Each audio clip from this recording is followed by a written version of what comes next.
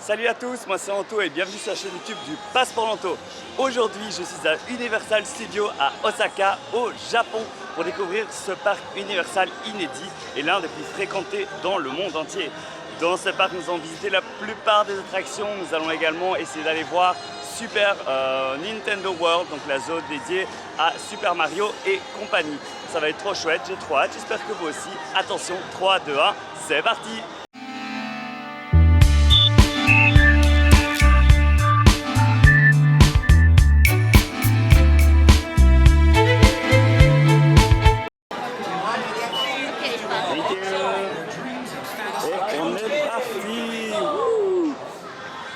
Et nous voici donc dans le parc après 20 petites minutes d'attente à l'entrée, donc ça va. Et donc le parc, comme je l'ai dit ici, ouvert à l'avance, 1 heure à l'avance quand même. On va aller voir, il n'y a pas trop d'attente. Et la première chose que je vais essayer de faire, c'est d'aller dans la zone Nintendo World pour voir s'il y a moyen d'entrer sans réservation. Je vous explique un peu plus tard et également dans une autre vidéo spécifique sur Super Nintendo World comment cela fonctionne, mais en gros il y a besoin d'une réservation. Alors c'est trop chouette, je suis dans Main Street qui est couvert ici, comme Tokyo Disney, c'est super sympa au niveau du soleil. Après esthétiquement je suis un peu moins fan, mais voilà, on prendra plus le temps d'arpenter cette zone tout à l'heure, parce que là la priorité c'est d'aller essayer de faire Nintendo World sans réservation. Alors sachez que pour vos tickets d'entrée, je vous conseille de les acheter à l'avance et pas le jour même, vous éviterez une file d'attente et ça vous garantira un accès car le parc peut être sold out. Je les ai achetés sur le site officiel d'Universal Studios Japan et j'ai également acheté aujourd'hui un Express Pass, donc c'est un coup de fil. Donc pour l'Express Pass, vous avez soit 4 coups de fil, soit 7 coups de fil individuels à acheter. J'en ai pris 4 aujourd'hui pour les attractions les plus sensationnelles du parc. Et c'est aussi un moyen de vous garantir un accès à la zone Nintendo World si vous prenez un package Express Pass avec l'une des attractions de Nintendo World, donc soit Koopa Challenge, soit Yoshi Adventure. Alors il y a déjà 20 minutes d'attente à Hollywood Dream. J'adore cette attraction. Pour information, je suis déjà venu dans ce parc mais il y a assez longtemps, il y a 6 ans. Donc il y a pas mal de petites choses qui ont changé. Donc c'est un peu une redécouverte pour moi. Et là, de toute façon, la priorité, c'est la toute nouvelle zone Nintendo World, comme je vous l'ai dit. Il y aura un vlog spécifique sur Nintendo World. N'hésitez pas à checker ça sur la chaîne et à vous abonner. Et donc à cette heure-ci, pas besoin d'entrée spéciale, on peut directement entrer. Et donc il y a 4 moyens pour entrer à Super Nintendo World. La première, c'est que vous arrivez tôt et il n'y a pas besoin d'un accès réservé. Le deuxième, c'est que vous prenez un accès réservé. Il suffit de réserver sur l'application du parc. On essaiera tout à l'heure de voir si on sait en avoir un. La troisième, c'est d'acheter, comme je vous l'ai dit précédemment, un Express Pass. L'Express Pass qui vous permet donc de couper les fils. Et donc si vous choisissez un Express Pass avec une attraction de Super Nintendo World, c'est en ordre. Et la quatrième, c'est si jamais il n'y a plus d'Express Pass, vous n'avez pas envie d'en acheter, et qu'il n'y a plus de réservation disponible, c'est un système de loterie, mais vous ne pouvez jouer qu'une seule fois et c'est au petit bonheur la chance pour voir si vous gagnez une entrée ou pas. Je suis trop content d'être là, c'est la première fois que je découvre une zone Super Nintendo World et j'aime trop Super Mario, donc j'ai vraiment trop hâte. Et nous y voilà, cette entrée est super cool. Donc la priorité c'est d'abord, oh j'adore la musique. La priorité ce sera d'abord de faire l'attraction Yoshi, car je n'ai pas de coup de fil pour celle-là et j'en ai un pour l'attraction Koopa Challenge qui est Mario Kart en fait. Donc on va d'abord commencer par Yoshi. C'est trop bien.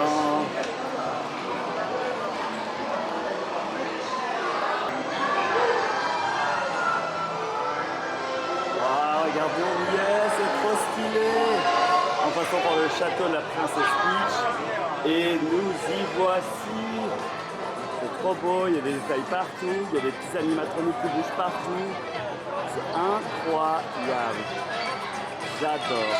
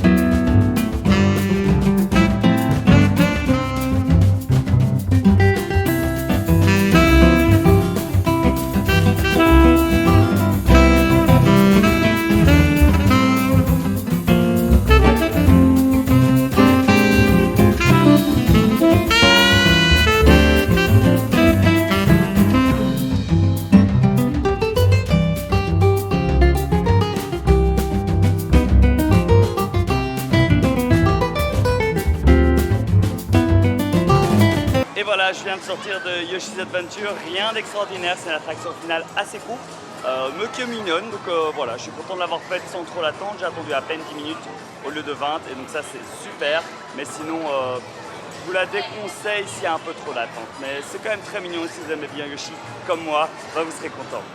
Regardez, je viens de m'acheter un Earband avec Yoshi, il est trop mignon, donc voilà, après avoir fait l'attraction Yoshi, c'est assez cohérent. Je vais quitter maintenant la zone, zone pour laquelle maintenant il faut une réservation pour pouvoir rentrer, donc si je sors je ne pourrai plus rentrer, mais je reviendrai tout à l'heure avec mon Express Pass pour aller là-bas dans le château de Bowser, où il y a l'attraction Mario Koopa Challenge, donc qui est Mario Kart. Mais je vais profiter de la matinée pour essayer de faire d'autres attractions sans trop d'attente. Donc on va aller voir ce que le reste d'Universal a à nous proposer, outre cette magnifique zone Super Nintendo World. Regardez comme il est beau mon serre-tête Yoshi. Et regardez comme ce tunnel, il est cool. Donc voilà, c'est déjà tout pour cette première attraction, cette première zone. Et on continue. Alors on va regarder un peu les différents temps d'attente qu'il y a pour les attractions. Il faut savoir qu'ici il est 9h30, donc le parc est officiellement ouvert depuis 1 heure. Et ça fait à peu près 2 heures que je suis déjà dedans, donc je vais pas mal raconter la zone Super Mario. Vous allez pouvoir voir plus de détails sur la zone dans le vlog dédié. N'hésitez pas à le consulter. Donc si je regarde les temps d'attente ici, je vois qu'il n'y a pas trop d'attente pour les petites attractions. Sinon on a Jaws qui a 40 minutes. J'aurais bien voulu faire Flying Dinosaur, qui est juste là, qui fait beaucoup de bruit, mais qui est quand même à 55 minutes. Je vais quand même aller voir parce que dans ce parc, il y a des fils single rider. Aujourd'hui, je suis seul au parc. Donc les fils single rider sont des fils qui vous permettent d'éviter d'attendre trop longtemps. En fait, vous devez simplement splitter votre groupe. Vous allez faire l'attraction et boucher les trous laissés par les groupes impairs, par exemple, s'il y a un nombre pair de sièges. Mais vous ne serez pas assis les uns à côté des autres. Donc ça, c'est le principe, mais ça permet parfois d'attendre moins longtemps. Donc on va aller voir. Sinon, je ferai Jaws. J'aime beaucoup cette attraction, elle n'existe plus qu'ici. Et c'est inspiré du film Les Dents de la Mer, Jaws. On est dans la zone Jurassique et regardez, il y a des dinosaures, des démos de dinos, c'est trop sympa. Un petit zoom là.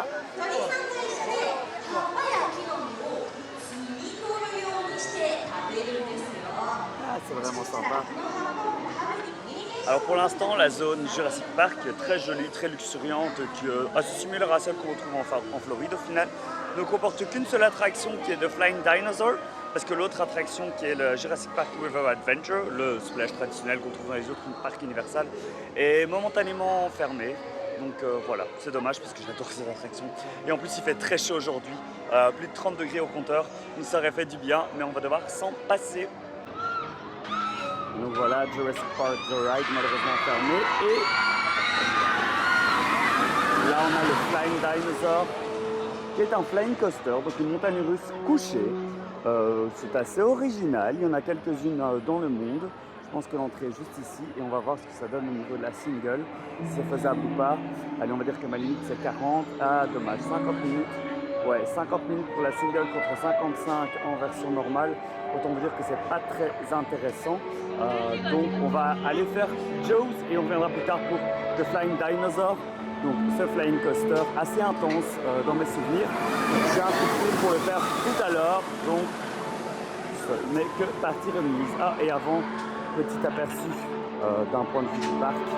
Donc vous allez voir que dans le parc, ce qui est dommage, ce sont les intrusions visuelles. Donc là, on peut voir au loin des bâtiments d'Osaka. Je pense que ce sont des hôtels, mais c'est assez dommage.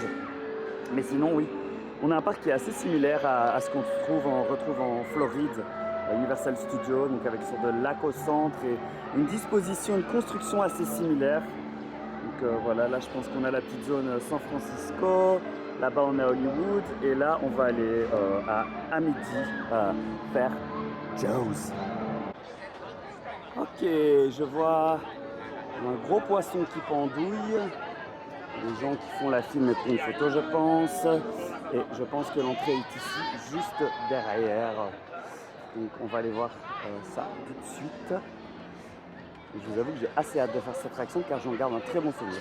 Bon, on est passé à 50 minutes mais c'est pas grave. Ah, single 25. Parfait, on va faire ça. 25 minutes, c'est entièrement acceptable. Et je pense que du coup l'entrée de la single est là et l'entrée principale est ici.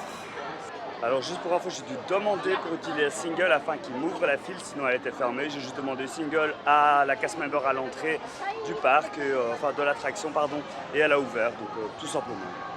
Par contre, je pense pas qu'il y ait 25 minutes d'attente en single parce que là je pense que je vais embarquer immédiatement et je suis trop content, c'est trop chouette.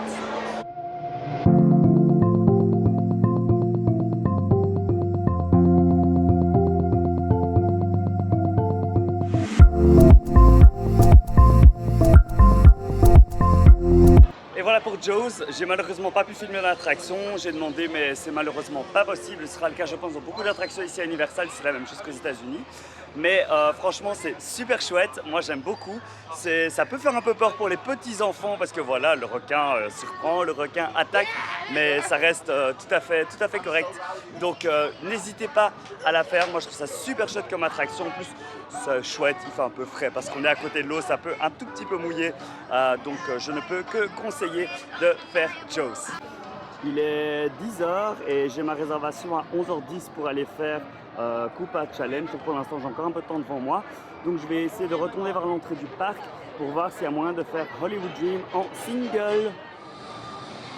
Et donc Hollywood Dream, cette grosse montagne russe ici, ce coaster PM pour ceux qui connaissent.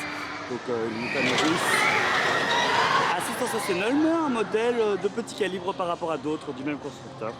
Donc voilà, pour ceux qui connaissent les parcs américains, vous aurez reconnu le Mel's Drive-In qui est juste ici, donc le parc est quand même assez similaire.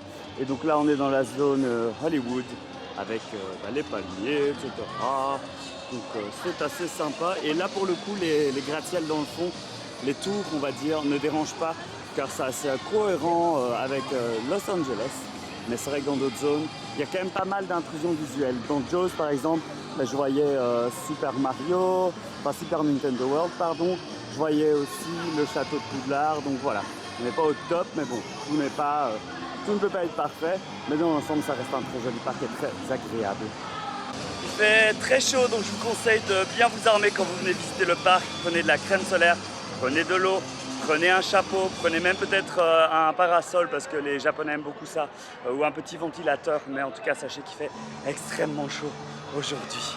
Et c'est pourtant, on est en automne ici lors de ma visite, donc c'est assez étonnant, on n'est pas en plein été, mais il peut faire très chaud et très humide. Alors on est à l'entrée de Hollywood Dream, The Ride.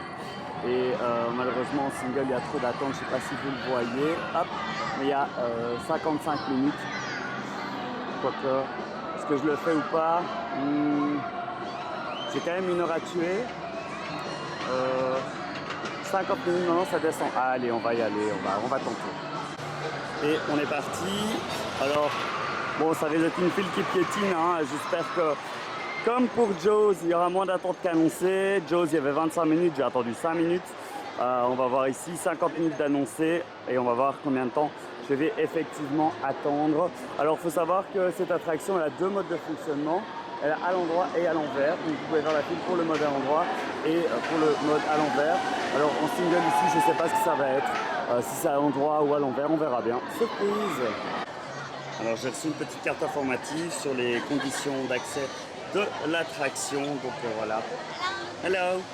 Donc ce qui est important à savoir dans ce parc, j'en ai fait l'expérience à mes frais il y a 6 ans, c'est ne portez pas de tongs parce que les tongs ne sont pas autorisés dans les attractions. Et on va vous donner des élastiques à mettre autour de vos pieds, c'est pas très agréable, c'est pas très joli, donc rien de vaut des chaussures fermées ici. Donc voilà, une restriction classique, ne rien avoir sur soi et c'est encore une attraction que je ne pourrais pas filmer.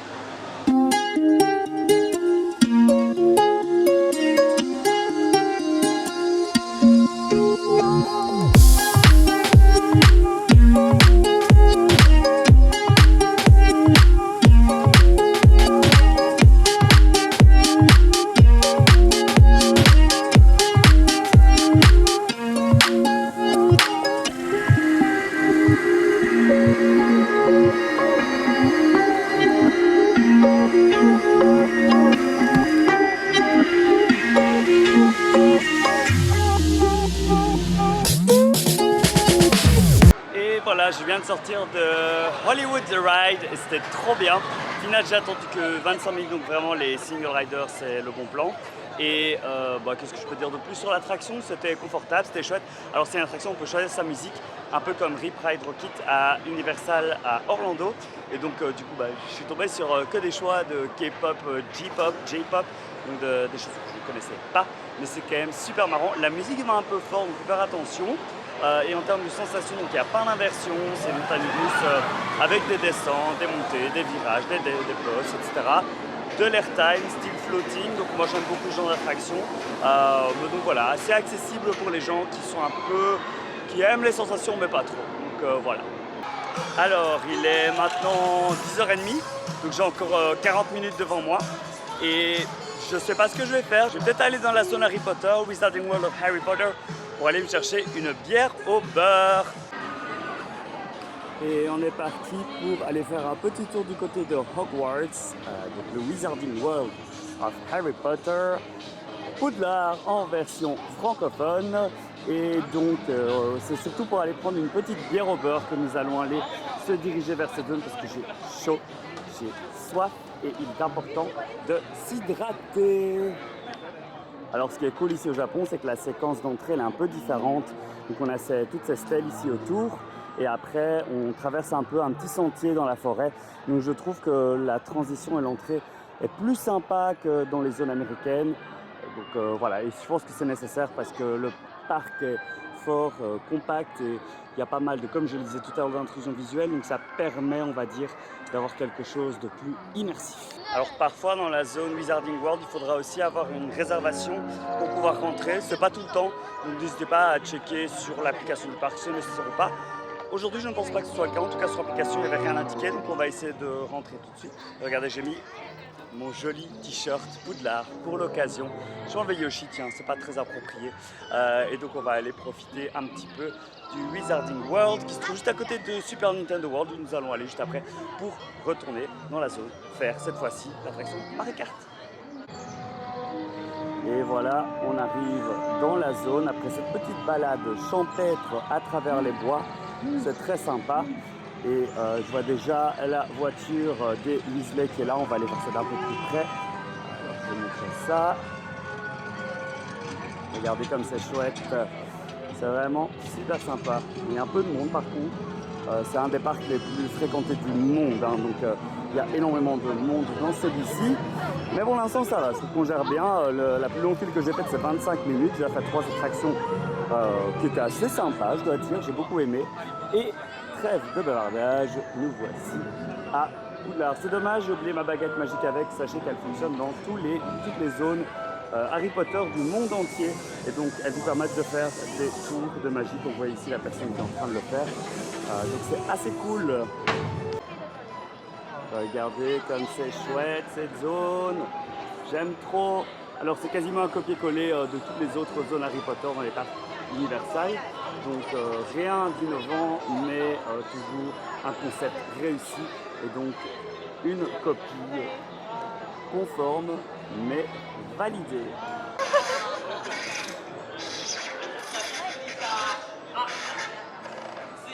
Hey! Can I drop this here? Okay. Like this? Gently, Yes. gently. Yes. Oh, what a sweetheart! Oh yeah. Bière au beurre, bière au beurre, bière au beurre. Alors il y a un stand à l'entrée de la zone, mais il y a toujours un peu trop de monde. Je vais essayer de trouver une alternative un peu moins fréquentée. Bon bah j'ai trouvé un deuxième stand au fond du parc avec pas mal de fils aussi, mais on va y aller parce que j'ai soif et j'ai envie de ma bière au beurre. Et voilà, j'ai ma petite bière au beurre, regardez. Pour ceux qui me connaissent, c'est une version frozen, car je préfère la version frozen, je trouve ça meilleur. C'est plus original, ça passe mieux que la version normale. J'ai jamais goûté la chaude, je te ferai une fois à l'occasion.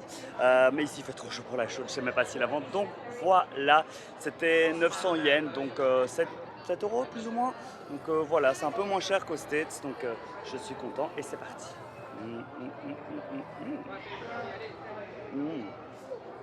C'est bon.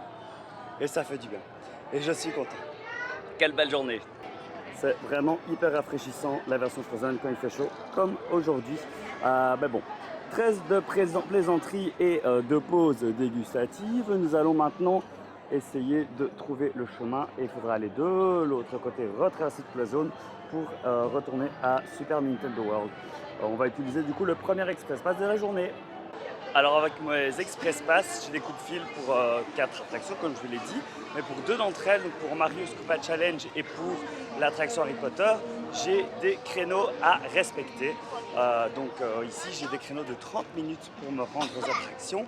Ça me permet aussi de rentrer dans la zone Super Mario à ce moment-là seulement. Et après, je peux rester autant de temps que je veux. Donc, je ne vais pas traîner pour ne pas perdre ma réservation parce que ça serait dommage, surtout au prix auquel je l'ai payé. Et voici le château de Bowser. Appelé Koopa dans la version originale, en tout cas en japonais. Et donc, c'est ici que se trouve l'attraction Mario Kart. Bon, les temps d'attente, regardez, c'est quand même, si vous les voyez, 120 minutes et 75 minutes en single, c'est quand même assez élevé. On va éviter tout ça grâce à l'Express Pass.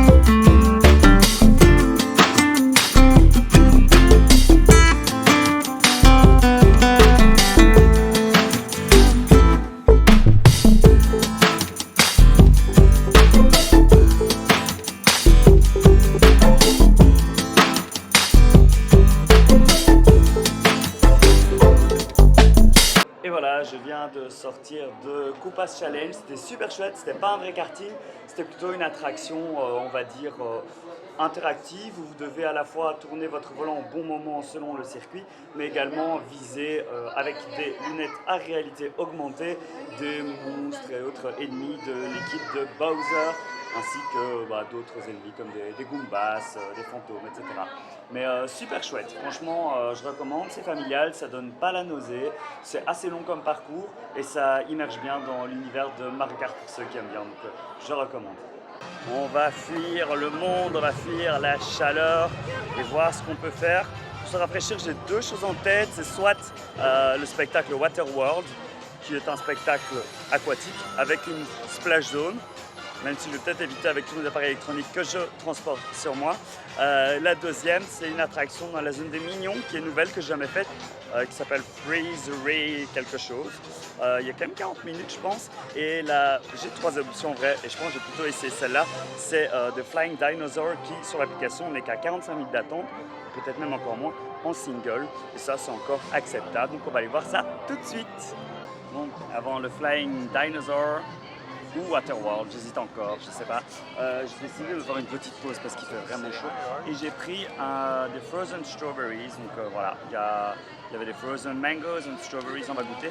J'ai juste eu comme consigne d'attendre un petit peu avant de les manger parce qu'apparemment c'est gelé et il y a le risque que mes lèvres restent attachées sur les fraises, on va éviter ça. Alors Frozen Strawberry, c'est parti, on espère que je ne vais pas perdre un bout de lèvre et qu'il va rester attaché là-dessus.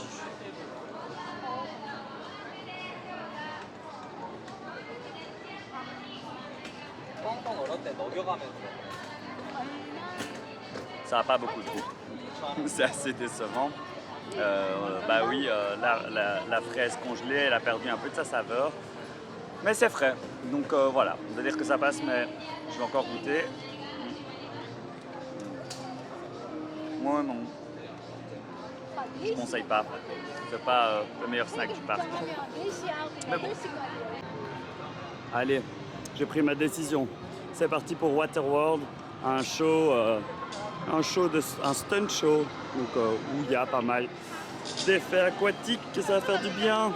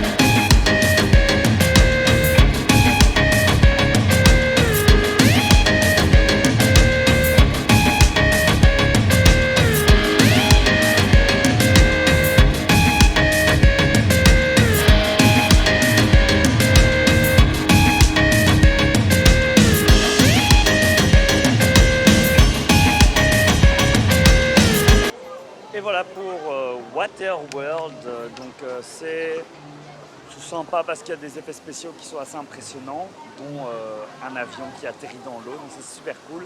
Après l'histoire, j'ai rien compris parce que c'était en japonais et c'est pas le meilleur des shows honnêtement, c'est pas la qualité Disney, voilà.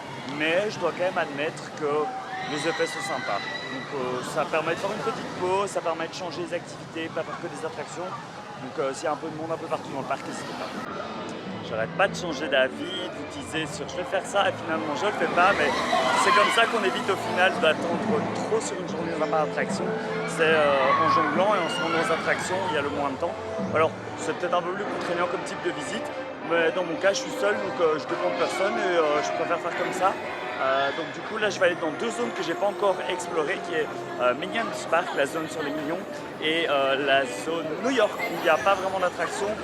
Si je pense qu'il y a quand même un coaster en VR, mais où il y a énormément d'attente, donc on verra si on a le temps de le faire aujourd'hui. Alors j'avais oublié cette zone qui est la zone, je pense, San Francisco. Vu les constructions, c'est un peu, je pense, comme en Floride où il n'y a pas vraiment d'attraction, surtout des commerces. Donc je pense très vite fait. Alors, c'était l'ancienne entrée de Disaster et maintenant de Fast and Furious aux States. Est-ce que c'est une attraction? Je pense pas. Je dirais plus un restaurant. Donc on va continuer, voir ce qu'on peut trouver d'autre dans cette zone du parc.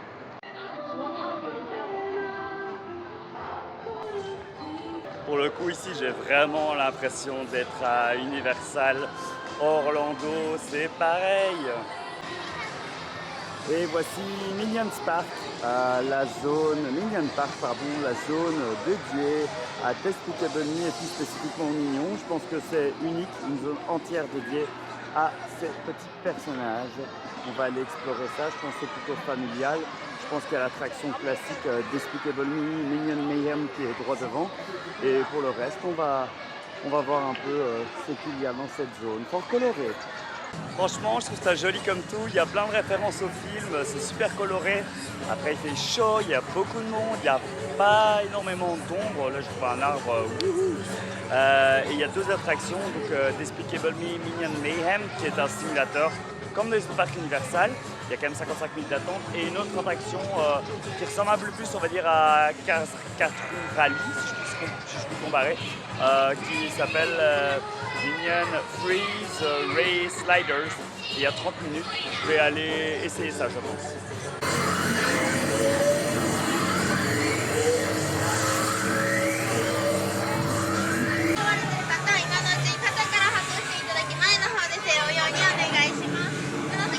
Voilà l'attraction Minions Ray Ice Slayer quelque chose ish, c'est fait et ça va pas rester dans les annales. Franchement c'est un Demolition Derby comme type d'attraction, donc c'est vraiment la même chose que Cars 4 roues Rally et en fait il n'y a rien d'autre à dire. C'est clairement indispensable mais bon, ça a occupé. Et j'ai pris un nouveau snack dans la zone Minion Park et c'est un Minion Bun. Oh regardez, c'est trop mignon! Et c'est un bun fourré au curry, je pense, on va voir. Donc ça m'intriguait, je trouve ça vraiment très kawaii et donc j'ai voulu en prendre un. Je vais le manger tout cru.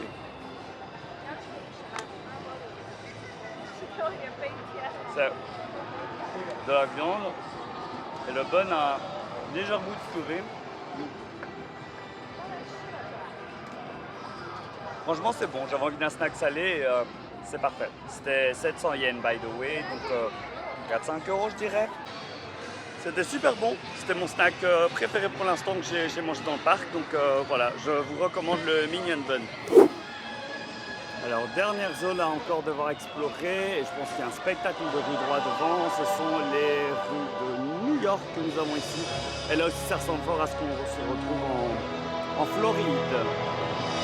Pas mal de monde aussi ici, mais c'est très joli.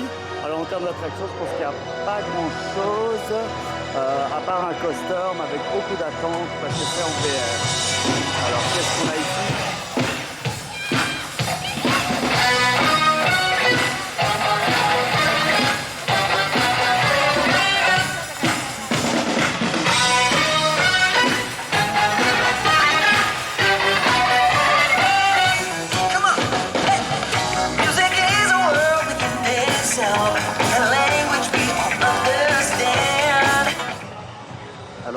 devant, il y a un cinéma 4D ou un spectacle live 4D, je ne suis pas trop détective Conan. Donc il faut savoir aussi pour les personnes qui aiment bien les animés, qu'il y a beaucoup de représentations d'animés. Il y a une attraction aussi, Demon Slayer, qui est justement la montagne russe VR. Il y a un spectacle Pikachu, donc voilà, pour les fans d'animé, je pense que c'est aussi un chouette endroit de venir ici à Universal. Alors, en toute honnêteté, pour ma part, je ne m'y connais pas trop, donc je suis un peu moins touché par cet univers que je ne connais pas, on va être honnête. Donc je ne vais pas forcément prioriser ces attractions et spectacles-là pour ma visite d'aujourd'hui. Alors j'ai envie de me réveiller un coup, donc je vais faire un deuxième tour de Hollywood Dream. Il y a 75 minutes d'attente, donc je pense qu'il y a un bon moment pour refaire l'attraction en utilisant cette fois-ci mon Express Pass. Et c'est parti pour éviter plein de files d'attente. Je suis trop content. J'espère avoir une bonne place parce que je peux pas vraiment choisir sa place, j'ai l'impression ici. Bon, tantôt c'était en single, on verra ici en le faisant du coup en express. Mais voilà, je préférerais être soit tout devant, soit tout derrière. Tout derrière, on va voir. J'ai pas été tout derrière comme espéré, 6ème place, donc le même rang que tout à l'heure. Ce qui est une très bonne place, on va pas faire le difficile. Par contre, la chanson que j'ai choisie, c'était qu'un dialogue, ça a fait que parler pendant tout le tour. En japonais, ça criait dans mes oreilles, c'était pas du tout agréable. C'est le numéro 3, donc si vous allez bientôt à Universal, ne choisissez pas le numéro 3, avant j'avais choisi le 5 et c'était beaucoup mieux. Je vous parlais tout à l'heure de la dernière zone explorée, en fait il y en a encore une, c'est Wonderland, c'est une zone plus pour les enfants avec Snoopy, Hello Kitty et Sesame Street comme personnages qui sont présents. Et c'est vraiment des attractions plutôt pour les tout petits. On va faire un petit aperçu rapide. On a un petit manège avec des Snoopy volants. Voilà. On a des points de restauration. Et au loin, je vois un carrousel, des couleurs très criardes. Voilà, personnellement, ces couleurs, je les trouve pas dingues. Ça n'a pas l'air hyper beau. On a un café Hello Kitty pour les fans. C'est très criard, donc ici on a des tasses dans des cupcakes en plein soleil. Et sinon on a une boutique Hello Kitty.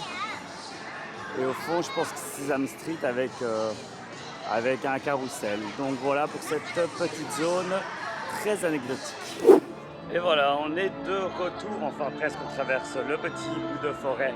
On est presque de retour à Hogwarts, à Poudlard, pour aller faire Forbidden Journey. C'est la même attraction que dans les autres parcs Universal. Donc il s'agit d'une attraction de type robot, coaster, si je puis dire. Si vous voyez ce que c'est le Danse avec les robots du Futuroscope, vous imaginez ça, mais sur des rails qui avancent. Attention, c'est beaucoup plus calme, sauf certains moments. Et ça vous immerge à 100% dans le monde d'Harry Potter. Vous allez aller dans la forêt interdite, rencontrer des trackers, voir des dragons. Mais aussi, vous allez avoir une super file d'attente qui vous emmène dans les coulisses, dans les salles du château. Vous allez pouvoir arpenter Poudlard. Vous n'êtes pas obligé de faire l'attraction si vous n'avez pas envie de la faire parce qu'elle risque de vous rendre nauséeux. Vous pouvez déjà uniquement faire la file d'attente et demander de la quitter. C'est déjà une super expérience et ça vous plongera directement à Poudlard. Et c'est directement dans le château de Poudlard que se fait l'attraction. L'entrée est ici, je vais juste vérifier si l'entrée express est ici également.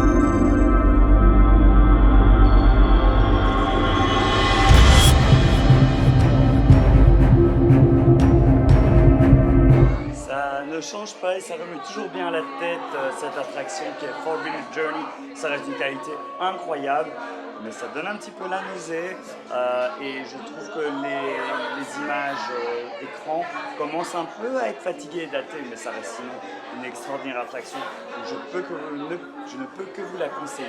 Par contre, ça fait un peu peur pour les enfants, attention, pour les gens qui portent des araignées, etc. aussi. Mais sinon, ça reste une excellente attraction à faire absolument si vous n'avez jamais fait cette attraction lorsque vous venez une fois à Universal. Et puis un petit tour par la boutique souvenir de la sortie de l'attraction. Plein de chouettes t-shirts ici. Enfin chouette, tout est relatif. Ça, c'est encore sympa. Les t-shirts des maisons. Alors la mienne, c'est celle-là. N'hésitez pas à me dire c'est quoi votre maison en commentaire. Et puis juste faire plus tard.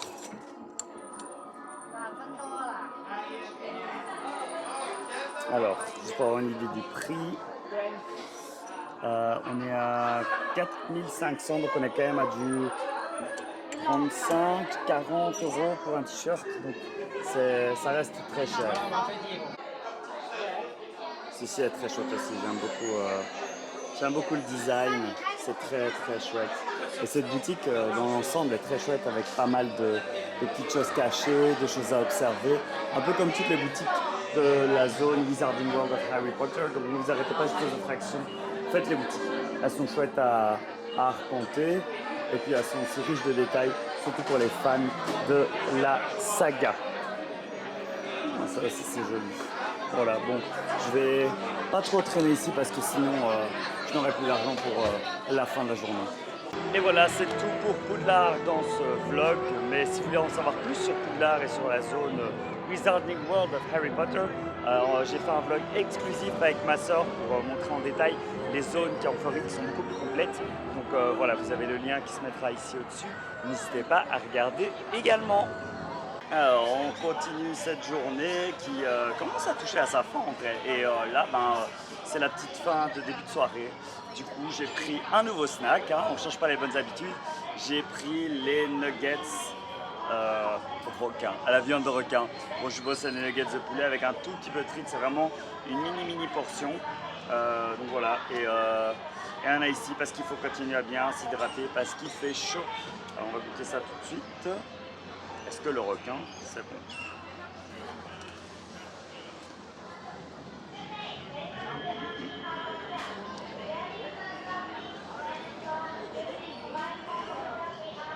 C'est des nuggets de poulet qu'on pourrait trouver n'importe où. Vraiment rien d'exceptionnel, mais au prix normal aussi. Mais bon, j'avais envie de ça. Un truc simple, un truc salé. J'ai un peu de sauce tartare aussi, donc ça c'est bien. Et le ketchup était gratuit, donc petit tonka qui fait du bien. Bon, après avoir mangé du requin, je vais maintenant me diriger enfin vers le Flying Dinosaur. Donc c'est mon dernier express pass que je vais pouvoir utiliser de la journée. Et il y a encore plus d'une heure d'attente, donc tant mieux. J'entends le train qui passe ici juste à côté. Alors, c'est une attraction qui est très prisée, le Flying Dinosaur, parce que c'est considéré comme le si pas le meilleur flying coaster au monde, montagne russe volante. Pour ma part, je vais être honnête, quand je l'ai fait, j'ai pas trouvé ça extraordinaire, j'ai même pas trop aimé, j'ai trouvé ça trop intense et ouais, j'étais pas fan. Donc j'ai envie de redonner une chance à l'attraction et voir si 6 ans plus tard, maintenant c'est quelque chose que j'apprécie ou pas. Du coup, c'est ce que je vais essayer d'aller faire tout de suite. Et on y est, et c'est pas du tout logique. Vous avez 70 minutes en normal et 90 minutes en single, donc aucun intérêt d'aller en single maintenant. Donc voilà ce qui nous attend au programme. Et on va clairement utiliser le coupe-fil.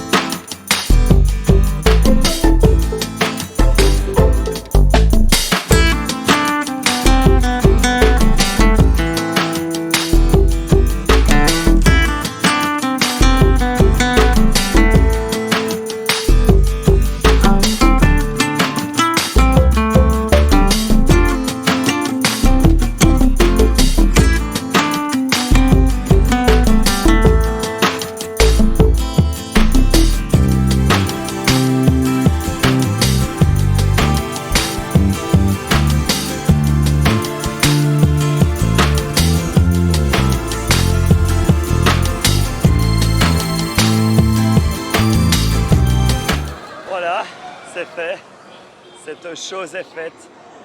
C'est hyper intense comme attraction, c'est pas fait pour tout le monde, j'ai bien créé, je pense que ça s'entend peut-être un peu à ma voix. En vrai j'ai passé un bon moment, franchement une super première descente. Après ça enchaîne avec deux inversions très intenses qui s'appellent des pretzel loop. J'ai toujours un peu de mal avec ces inversions là, c'est beaucoup de jets positifs, on se sent écrasé, tassé dans son siège. Ça a été. La première a été plus dure que la deuxième, mais dans l'ensemble, ça a remis pas mal, c'est assez intense. C'est honnêtement pas une attraction pour tout le monde, faut avoir le cœur bien accroché, mais pour ceux qui aiment les sensations, qui aiment les choses intenses, elles vont pas être déçues. Donc n'hésitez pas à la faire, c'est quand même une attraction qui vaut sa réputation, en tout cas en termes d'intensité. Alors derrière moi, il y a l'autre attraction Minion, donc c'est Minion Mayhem de Despicable Me. Je ne vais pas la faire, tout simplement parce que de 1, il y a 50 minutes d'attente. Je n'ai pas envie d'attendre 50 minutes. Pour l'instant, j'ai réussi à faire une journée où j'ai à chaque fois attendu 30 minutes maximum, ce qui est super chouette. Et la deuxième raison, c'est que j'aime pas trop cette attraction. En fait, donc pour vous dire ce que c'est un simulateur avec des lunettes 3D et vous êtes transformé en mignon et vous allez vivre une aventure un peu abracadabrantesque dans l'univers de Despicable Me, donc moi moche et méchant. Ouais, moi je trouve que ça donne un peu la nausée, c'est pas révolutionnaire, c'est des sièges qui bougent devant un écran. On a la même chose qu'on va dans une salle 4DX dans un cinéma, donc voilà, je vais pas perdre 50 minutes là-dessus ce soir. Le parc propose un spectacle Illumination sur le film d'animation Sing, tous en scène, en français. Il y a une représentation dans 10 minutes et j'ai envie de voir ce que c'est. Je pense que c'est musical, c'est un spectacle de chant avec les personnages. Donc on va aller voir ça tout de suite.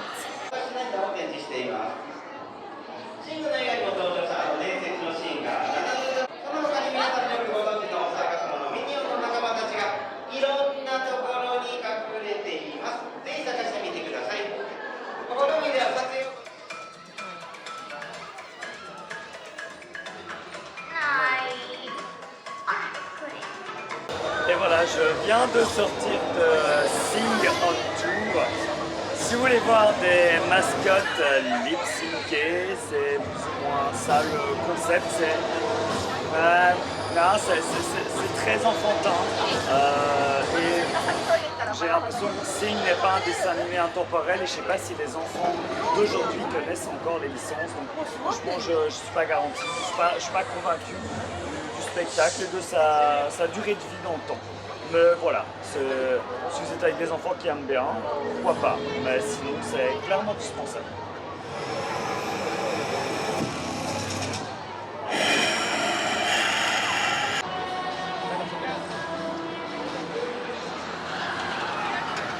Et voilà, c'est donc ici que se termine notre longue journée à Universal Studios Japan. Donc voilà, c'était une super journée, on a fait plein de trucs, on n'a pas fait trop la film, on n'a certes pas tout fait, mais on a fait tout ce qu'on voulait faire. Donc franchement, je trouve que c'est un parc super chouette. Si vous aimez les parcs d'attractions et que vous êtes de visite à Osaka, je ne peux que vous le conseiller. Cependant, sachez-le, comme vous avez pu le voir dans cette vidéo, les temps d'attente sont particulièrement élevés et donc il est important de bien s'organiser. Alors soit vous venez très tôt le matin afin de pouvoir faire 2-3 attractions sur votre file et après il faudra composer avec les single rides, avec les moments un peu plus creux comme le temps de midi, etc.